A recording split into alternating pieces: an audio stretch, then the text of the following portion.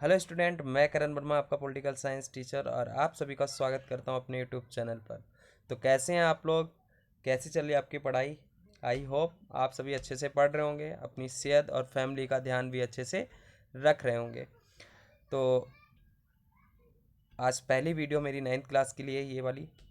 और तो 9th class सभी स्टूडेंट्स ध्यान रखें। अब मैं 9th क्लास के एसएसटी की भी एक पूरी सिलेबस की सीरीज़ लेके आ रहा हूँ, जिसमें सारे आपके जितने भी चैप्टर इस बारी आ रहे हैं 9th क्लास में वो सारे मैं कंप्लीट करवाने वाला हूँ। तो ये पहली वीडियो है, इसमें सिर्फ हमने कुछ क्वेश्चंस देखे हैं और बेसिक नॉलेज दी है। नेक्स्ट वीडियो में प्रॉपर तरीके से हम हर एक चीज़ को देखने वाले हैं। तो स्टार्ट करते हैं।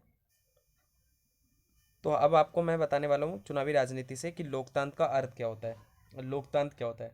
तो लोकतंत्र को लोगों का शासन भी कहा जाता है, और जहाँ पर लोग अपने प्रतिनिधियों को चुनाव के माध्यम से चुनते हैं। और लोकतंत्र में चुनाव का बहुत महत्व होता है, और चुनाव के बिना लोकतंत्र निरर्थक है। कोई भी उसका मतलब अर्थ नहीं रह जाता। अगर चुनाव नहीं होंगे तो क्या होगा, लोकतंत्र प्रक्रिया, लोकतंत्र सही से नहीं चल पाएगा। तो अभी हम पहले पता होना चाहिए कि लोकतंत्र क्या होता है। लोकतंत्र होता है लोगों का शासन। जिस देश में लोगों के द्वारा वहाँ की सरकार चुनी जाती है, लोगों के द्वारा शासन व्यवस्था चलाई जाती है, तो वो क्या कहलाता है, लोकतंत्र कहलाता है। इसकी एक डेफिनेशन है, इसकी एक परिभाषा भी है, जैसे कि लोगों में से, लोगों के द्वारा और लोगों के लिए जो चुना गया व्यक्ति जो शासन करता है वही क्या कहलाता है, लोकतंत्र कहलाता है। ठीक है, तो इसको आप लोकतंत्र का ये अर्थ समझें। बट आज वर्तमान समय में जो लोकतंत्र है वो प्रतिनिधित्व मूलक लोकतंत्र ही क्या है, वजूद में संभव है। मतलब प्रतिनिधित्व मूलक लोकतंत्र ही क्या है, आज संभव हो सकता है, क्योंकि हम प्रत्यक्ष लोकतंत्र आज संभव नहीं है कि लोग सीधे तौर पर अपने निर्णय नहीं ले सकते। पहले होता था, अब क्या है, जनसंख्या, लोगों की आबादी बहुत अधिक है, तो एक साथ लोग कोई भी नीति निर्माण या कोई कार्य समाज में एक साथ मिलकर सरकार नहीं चला सकते, ना ही कोई कार्य कर सकते हैं। इसलिए लोगों को अपने प्रतिनिधि चुनकर, जो अपने नेता के तौर पर जो प्रतिनिधि चुनते हैं वही क्या करते हैं, सरकार चलाते हैं। तो प्रतिनिधि क्या होता है, आपका जो नेता होता है जो सरकार चलाता है, जो उम्मीदवार जो चुनाव में खड़ा होता है जिसको आप चुनते हो वही प्रतिनिधि होता है। तो आपके पेपर में कई बार आता है कि आम चुनाव क्या है। तो आम चुनाव वो होते हैं जो निश्चित समय अंतराल में कराए जाते हैं। जैसे कि आपने देखा होगा विधानसभा और लोकसभा, जैसे आपके राज्य में देखा होगा, जैसे अभी दिल्ली में देख लो, केजरीवाल का 2020 में हुआ था ना, फरवरी में। इसी तरीके से अब 5 साल बाद जब होगा 2025 में, तो वो क्या कहलाएंगे, आम चुनाव वो कहलाते हैं, जो निश्चित अंतराल में 5 वर्ष के बाद हर बार कराए जाते हैं। अब आते हैं उपचुनाव। उपचुनाव वो चुनाव होते हैं जब किसी भी कारणवश बीच में ही चुनाव करवाए जाते हैं किसी भी सीट पर, है ना, किसी भी निर्वाचन क्षेत्र से। कोई भी निर्वाचन क्षेत्र हो सकता है। अब मान लो किसी का अपना निर्वाचन, जहाँ से आपका कोई विधायक है, आपके क्षेत्र से जो विधायक है, अगर वो विधायक बाई चांस उसको कुछ हो गया, ख़त्म हो गया, या फिर हट गया, या सरकार ने कैसे भी हटा दिया, तो उस सीट पे क्या करा जाएगा, तुरंत मध्यवर्ती चुनाव करवाए जाएंगे, उपचुनाव। तो वो क्या होगा, दोबारा वो चुनकर आएगा कौन, वो विधायक चुना जाएगा, तो वो क्या कहलाए जाएंगे, उपचुनाव कहलाए जाएंगे। ठीक है, इस तरीके से।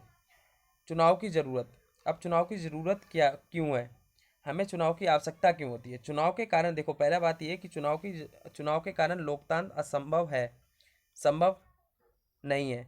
तो लोकतंत्र, चुनाव के कारण ही क्या है, लोकतंत्र संभव हो पाता है, पॉसिबल हो पाता है। अदरवाइज जो हमारा लोकतंत्र है वो चुनाव के बिना उसका कोई वजूद नहीं है, ना ही वो चुनाव के बिना लोकतंत्र की प्रक्रिया को पूरा किया जा सकता है। तो चुनाव के माध्यम से ही लोग अपने प्रतिनिधि को चुन पाते हैं, जो अपने नेता जो सरकार चलाते हैं उनको चुन पाते हैं। और लोग क्या करते हैं, अपने मनपसंद के प्रतिनिधि को चुन पाते हैं चुनाव में, क्योंकि चुनाव में लोगों के पास बहुत ज़्यादा विकल्प होते हैं, अनेक उम्मीदवार होते हैं। तो लोगों के पास एक से अधिक उम्मीदवार होते हैं, तो वो अपने मनपसंद उम्मीदवार को वोट देकर चुनाव जितवा सकते हैं, और उसको सरकार चलाने के लिए, शासन चलाने के लिए शक्ति दे सकते हैं। जनता जिस प्रतिनिधि को नापसंद करती है उसका विरोध भी कर सकती है चुनाव के माध्यम से। ठीक है, जैसे किसी को कोई उम्मीदवार पसंद नहीं है अपने इलाके से, उसकी, या कोई अपराधी है, या फिर किसी ने गलत काम करे, या वो उसका समाज में गलत रवैया है, तो वो उस व्यक्ति को नापसंद कर सकते हैं। चुनाव के वोट के माध्यम से अपना वोट उसके खिलाफ देकर उसको वो क्या कर सकते हैं, चुनाव में खड़े होने से, मतलब जीतने से रोक सकते हैं। चुनाव के माध्यम से ही देश में सरकार का निर्माण होता है। और चुनाव नहीं होंगे तो देश की सरकार नहीं बनेगी, ना ही समाज सही से संचालित होगा। तो चुनाव के माध्यम से ही सरकार बनाने के लिए लोगों को जो प्रतिनिधि चुने जाते हैं, सरकार का निर्माण होता है। और चुनाव के माध्यम से ही लोकतांत्रिक प्रक्रिया क्या होती है, पूरी होती है। जो लोकतंत्र का जो पूरा प्रक्रिया होती है वो क्या होती है, चुनाव के माध्यम से ही पूरी की जाती है। तो ये फायदे आप लिख सकते हैं, एक 1 मार्क्स मतलब जो भी क्वेश्चन 4 मार्क्स 3 मार्क्स का आता है उसमें डाल सकते हैं। अब यहाँ पे देखते हैं चुनाव को लोकतंत्र मानने के आधार क्या हैं, कि किसी चुनाव को कब हम लोकतंत्र कहेंगे, क्योंकि लोकतंत्र के कुछ अपने आधार होते हैं, कुछ अपनी शर्तें होती हैं जिनके आधार पर ही हम चुनाव करवा सकते हैं। तो पहला देखो क्या है, कि जिस देश में जो लोकतांत्रिक देश है वहाँ पर चुनाव जो करवाए जाते हैं उसका एक नियमित नियम हो, कि वो निश्चित 5 साल या 4 साल जिस जिस हिसाब से हो। जैसे अमेरिका में 4 साल के बाद चुनाव होते हैं, हमारे यहाँ पर 5 साल के। तो क्या है कि पहला हम जब हम जो लोकतांत्रिक चुनाव की पहली जो पता लगाने की विधि वो ये है कि वहाँ पर जो चुनाव है उसका अंतराल कैसा है, नियमित अंतराल है या अपनी मर्जी से जब आए जब चुनाव करवा लिए। तो जहाँ पर नियमित अंतराल में चुनाव कराए जाएंगे तो वो क्या है, लोकतंत्र चुनाव होंगे। दूसरा, हर किसी चुनाव कराने की सुविधा हो, मतलब हर किसी को चुनाव में खड़े होने की सुविधा हो और मत देने की, मतलब हर किसी को चुनाव में वोट देने की सुविधा होनी चाहिए। एक वोट एक मोल होना चाहिए, हर एक व्यक्ति का वोट हर एक के बराबर होना चाहिए। किसी का अमीर है तो उसका कम नहीं होना चाहिए, और अमीर है तो उसका ज़्यादा नहीं होना चाहिए, और गरीब है उसका कम नहीं। हर एक वोट का एक मोल होना चाहिए, सबका वोट बराबर हो और सभी को वोट देने का अधिकार हो। तो एक ये लोकतंत्र की पहचान है, मतलब चुनाव मतलब लोकतंत्र की जो चुनाव है ना उसकी एक ये पहचान लगा सकते हैं। तो इससे क्या होगा, इससे ये पता लगेगा कि वो चुनाव जो है वो लोकतंत्र है, क्योंकि सभी को वोट देने का अधिकार है। तीसरा, लोग जिसे चुनना चाहे वही व्यक्ति चुना जाए। अब ऐसा नहीं कि चुनाव में धांधली करी जाए, कि जिसको उन्होंने वोट दिया, जिसको वो चुनना चाहते हैं वही चुनकर आए, तो हम पता लगा पाएंगे कि हाँ वो चुनाव क्या है, लोकतांत्रिक चुनाव है। चौथा, कि चुनाव स्वतंत्र और निष्पक्ष ढंग से कराए जाने चाहिए, किसी प्रकार की उसमें धांधली ना हो, कुछ भी ना हो। लोग जिसको अपनी इच्छा अनुसार वोट देना चाहते हैं, जिसको चुनना चाहते हैं वही चुना जाए, ना कि अपनी मर्जी से गलत वोटों की गिनती करके जो भी करके उसको गलत तरीके से कोई काम नहीं किया जाना चाहिए। एकदम स्वतंत्र और निष्पक्ष होना चाहिए, किसी प्रकार की धांधली नहीं, किसी प्रकार की गड़बड़ी नहीं। जिसको लोग चुनना चाहते हैं, जिसको वोट देना चाहते हैं वही व्यक्ति क्या हो, चुनाव का प्रतिनिधि बनकर उनकी लोगों की सेवा करे। पांचवा, चुनाव में विकल्प उपलब्ध हो, मतलब चुनाव में जैसे हम देखते हैं इंडिया में, भारत में कितनी सारी पार्टियां चुनाव में खड़ी होती हैं, कांग्रेस, बीजेपी, आम आदमी पार्टी, समाजवादी पार्टी, बहुत सारी होती हैं, है ना।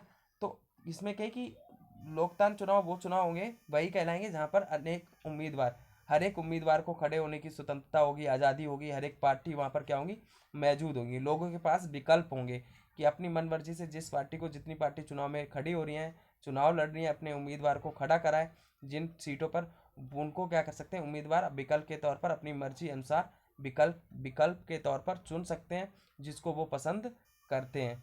तो ये भी क्या है, चुनाव के लिए बहुत ज़रूरी है, लोकतांत्रिक चुनाव के लिए, कि लोकतांत्रिक चुनाव में जो निर्वाचन क्षेत्र है, जो चुनाव हो रहे हैं उसमें एक से अधिक पार्टियां खड़ी हो सकें, और उनको आज़ादी भी हो लोगों को उम्मीदवार के तौर पर खड़े होने की, और पार्टियां भी बहुत सारी चुनाव में भागीदारी लें, ताकि लोगों को विकल्प मिले कि वो कोई सी भी दल को या नेता को चुन सकते हैं।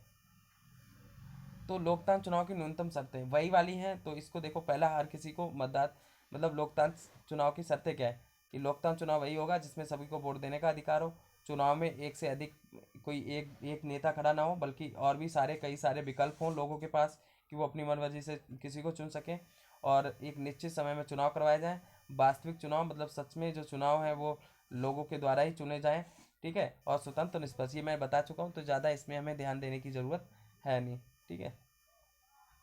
तो क्वेश्चन ध्यान रखना, ऐसे भी आ सकता है कि शर्तें क्या है, तो यही सेम वाला लिखना है जो ये वाला है ना, इधर अभी हमने करा था, ये सॉरी, ये वाला जो क्वेश्चन है ना पांचवा, उसी की तरह हमने हमें लिखना है। ये चुनाव की ज़रूरत भी पड़ लिया, तो इसको शर्तें जो है वो मैंने पांचवा बताया, उसी को ही इसमें डाल सकते हो, तो सेम क्वेश्चन है वो, चौथा और पांचवा। अब आते हैं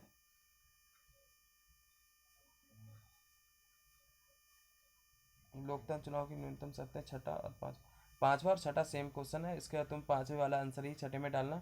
अब हम करते हैं सातवां, स्वतंत्र और निष्पक्ष चुनाव के लिए उठाए गए कदम। स्वतंत्र और निष्पक्ष चुनाव के लिए उठाए गए कदम कौन कौन से हैं, तो देखो क्या है, स्वतंत्र और निष्पक्ष, स्वतंत्र मतलब कि कोई भी जो चुनाव हो रहा है वो कितना स्वतंत्र तरीके से, आज़ादी तरीके से कराया जा रहा है, कितनी उसमें ईमानदारी दिखाई जा रही है। ऐसा तो नहीं है कोई चुनाव गलत तरीके से करवाया जा रहा है, उसमें गड़बड़ी की जा रही है, धांधली की जा रही है, तो वो चुनाव स्वतंत्र और निष्पक्ष भी नहीं होंगे और ना ही वो लोकतांत्रिक तरीके से हो पाएंगे।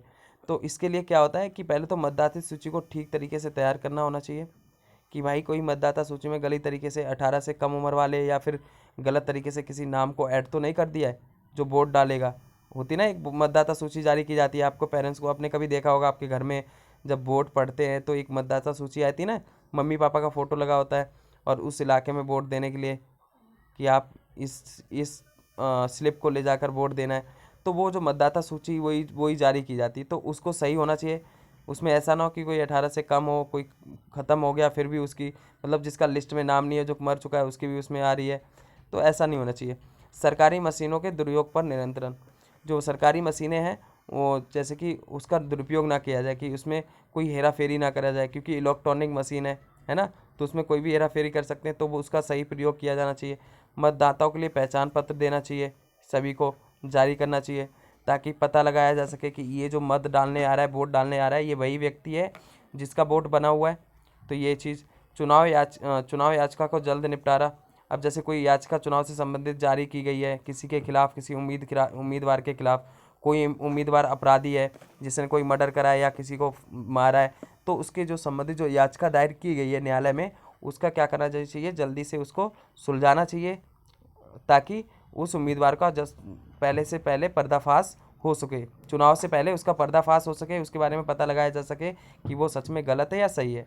चुनाव में धन बल का प्रयोग की जांच, कि भाई ये भी जांच रखी जानी चाहिए चुनाव आयोग के द्वारा कि जो चुनाव है उसमें धन तो, काला धन तो, मतलब जो भी पैसा है वो तो नहीं खर्च किया जा रहा है, वोट तो नहीं खरीदे जा रहे हैं, किसी को जोर या दबाव या धमका कर वोट तो नहीं डलवाया जा रहा है।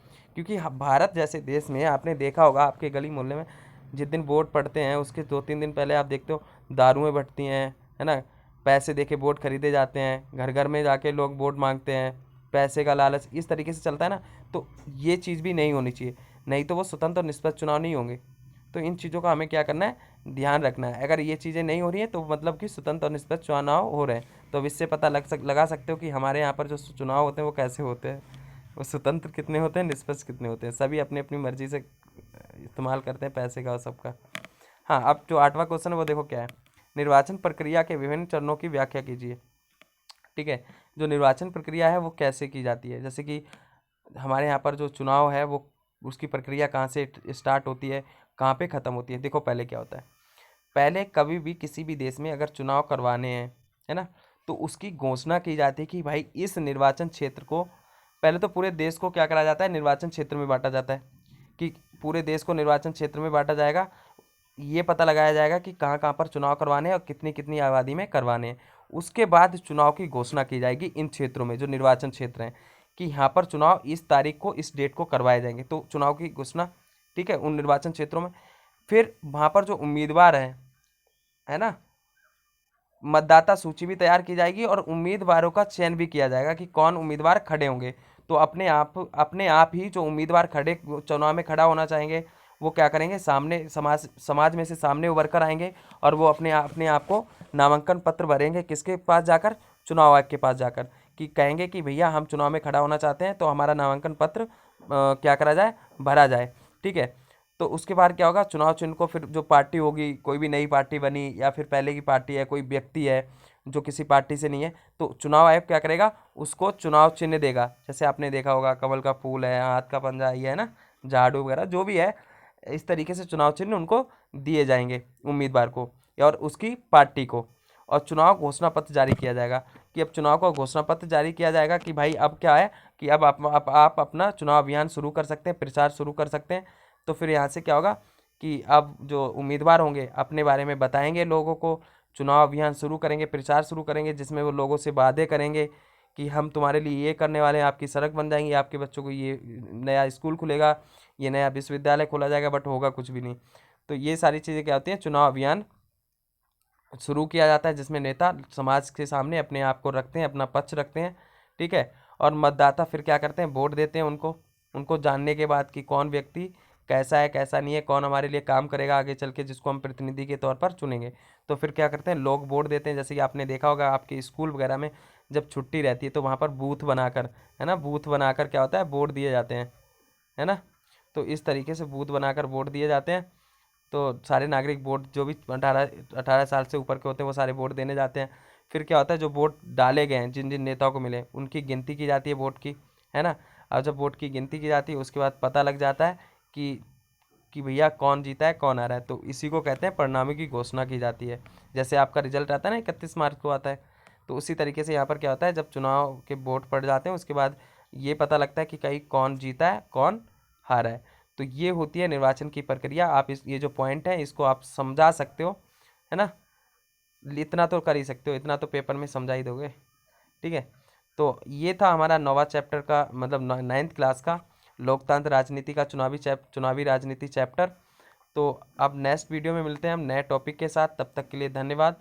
और 9th क्लास के स्टूडेंट आप चैनल को सब्सक्राइब करें, ठीक है। और जितना हो सके अपने दोस्तों को भेजें, शेयर करें, सब्सक्राइब करें, लाइक करें, कमेंट करके बताओ और क्या चाहिए, कौन सा टॉपिक पढ़ाना चाहिए। और मिलते हैं नेक्स्ट वीडियो में, तब तक के लिए धन्यवाद।